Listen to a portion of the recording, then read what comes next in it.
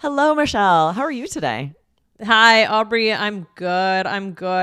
Aubrey, what do you think is the best way to teach your brain to stop translating from your first language? Oh, this is such a good question. And we have students ask us this a lot. And it's to start thinking in English, or for me, thinking in Spanish, thinking in French, any language you're learning, you need to think in that language instead of first thinking it in your first language and then translating it into your second language. But the trick is, how do we do that? What do we need to do in order to start thinking in English? And that is what we are diving into today. I'm excited. Yes, and that's because we have a wonderful listener question from, it looks like it's from, I scrolled down. I think it's Shinryu Wu, J8B. Yes. We apologize if we are not pronouncing your name correctly. Hopefully we are. Do you want to read the question for us, Michelle? Sure. This question comes to us from YouTube. So it says, "Hello, Lindsay and Michelle. I love your podcasts a lot, and they not only accompany me along the way to classes, but also really teach me many things. A big thanks." Thank you I so love that. much. You are We're so welcome. glad. And thank you for letting us know. Yes. It says, "But I find it challenging to speak English and connect with other people in a natural and spontaneous way. I mean, I'm always having to prepare for a long time to speak. Could you please share some suggestions? Thank you so much. Have a nice day." Thank you so much. This is a really great question. I mean, this is one of the biggest issues ESL speakers face in English, and it's a huge part of connection. Exactly, because when you're speaking spontaneously, you're not just talking, you are reacting to the other person or people. If it's a group, expressing yourself, joking, keeping the conversation alive and building that connection. That's a lot to think about, and constantly stopping to form sentences or think about what you want to say can make all of that very difficult. Yeah, exactly. So, I mean, speaking spontaneously is really tricky, Aubrey. I mean, it's all about what's going on in your brain. And if you're translating, for example, from your first language, how quickly you can think of the words that you need. So what happens is you're translating, and this ultimately slows you down. And not only that, we talk about this a lot on the podcast. It slows you down and it causes errors that you wouldn't make if you are instead observing English and thinking in English. Because when we translate between languages, the grammar is always different. The vocabulary is always different. And we make these mistakes when we're expecting it to work differently in our first language and in English, and it often does not. Yeah, exactly. So today we are going to give you tips on how to think in English, right? So this can speed up the process. You're going to start to remember vocab faster. Grammar becomes more automatic, and just you're going to loosen up, I think. So, guys, before we talk about these tips, make sure you hit the follow button or subscribe wherever you are listening to the All Ears English podcast so you never miss anything from us. Yes. So let's dive in. How do we start thinking in English? That's the question. We are giving you 3 amazing tips today with some good details, but also give yourself some grace. This takes time and consistent practice, but you can speed up the process with some really good tricks. Yeah, I love these. So the first trick, guys, is to narrate your activities in English. This sounds, I'm sure some listeners are hearing this and they're thinking it sounds a little bit cheesy, right? Or it might feel cheesy the first time you try it, especially if it's out loud. If you're like, I'm walking from my bed to the door and now I'm opening the door. It might feel strange, but this is making your brain think those things in English without first thinking it in your first language. Exactly. And what's great is you can do this alone, just while getting ready in the morning. Okay. I have to brush my teeth. Let me make breakfast. And even all the steps of that. I'm going to brush my teeth. I'm opening the tube of toothpaste. I'm squeezing it and putting some on my toothbrush. Now, I maybe don't talk while you're brushing your teeth. You're going to make a mess, but then think in your mind. Now I'm brushing my teeth with my mouth as closed as possible so I don't make a mess. This is what I tell my children. Like, why? Why is there toothpaste dots all over the mirror? But even, yeah, if you're walking somewhere or you're talking to pets, that's a really great one. People talk to their pets all the time. So give that a Yes. try. That's just as much as you can say as possible. And you don't have to be with a human person speaking English in order to do this. Exactly. This is because that's one of the hardest things sometimes is finding that conversation partner, those speaking partners. This can either be in your head if you're on the subway or somewhere in public, just saying it in your head, and then out loud whenever you're alone and you can. If you're walking to the park, if you're on a run, if you're alone at home, do this out loud. Describe what you're doing as you're cooking out loud, and then you will start to recognize vocabulary gaps. If you want to say, I'm using a spatula to flip this egg, and you don't know how to say spatula, look it up, right? Figure out, use your vocabulary notebook and add to your vocabulary so that you can describe what you're doing. Yeah, exactly. So this might sound like, oh, I'm running late, or where did my hairbrush go? Or, wow, this food smells good, right? This is just anything that's happening. Yeah. And I love all of those points because it's not just I'm doing this and then I'm doing this and I'm using this to do it. It's also how am I feeling? What am I smelling? What am I missing? What am I thinking, right? There's a lot that you would think in your first language. I'm feeling tired, or maybe plans for later, like, oh, I can't forget to call Stacy later or something like that. Exactly. Think that in English. And don't do this all day long. You will be exhausted. Like 30 minutes a day. Take 30 minutes to really focus and have all of your thoughts be in English and narrate what you're doing in English. And then maybe if you don't feel too exhausted, do it again later in the day for another 30 minutes. Right. And so this is going to start to, as Aubrey said, you're turning it into active vocabulary. You're going to start to just get more comfortable with getting the words out. So removing some of that fear of spatula speaking. might be in your vocab notebook somewhere. Maybe it's passive vocabulary that you have learned, but you haven't actually used it in a conversation. How often do we say spatula? I don't know that word in Spanish or French because I don't have conversations about cooking. So if I were to narrate my thoughts in French, this has happened to me. That was a gap where I wanted to think. I'm like trying to think it in French. I'm like, I don't know how to say spatula. Gotta go look it up.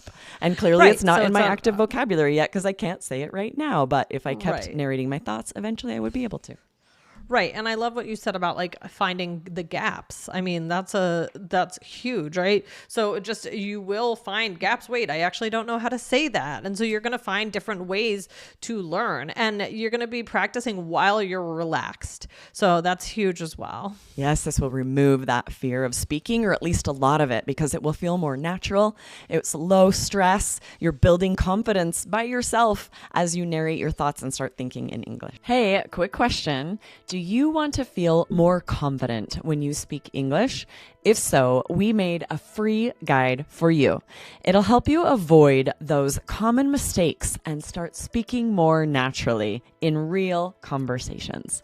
Go grab it in the description below.